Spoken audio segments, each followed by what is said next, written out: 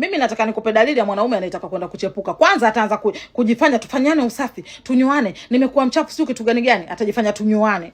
Wewe tena utamsafisha, mama mtanyuana, atakuwa msafi, au atajinyoa mwenyewe. Alafu kesho yake ataenda kazini. Ule bwana kama anaendaga kazini, ataenda kazini lakini atarudi mapema.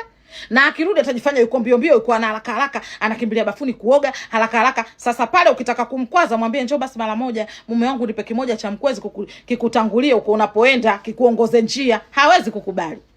Hawezi kukubali kwa sababu anajua akikubali pale atalala. Kule kashamgadisha mtu, ataona uvivu, hatoenda. Au akienda kule atatoa boko, atatia aibu. Hawezi kukubali. Alafu sasa anajifanya kuvaa hapo unapokuambia anavaa vesti, anavaa t-shirt nyeupe, anavaa box. Mara nyingi boxer anavaa nyeupe. Yaani boxer lazima iwe nyeupe. T-shirt nyeupe sana anaweza kuvaa yote, lakini boxer lazima anavaa nyeupe. Ndugu yangu, ukimwona mume wako kavaa boxer nyeupe huko anapokwenda sio salama. Hapo ninapokuambia atajifanya, ninapokuambia baadaye nusu saa tunarudi shwa. Kaa pale kama baada ya dakika 20 au dakika 15 mpigie simu uone anapokea yuko wapi.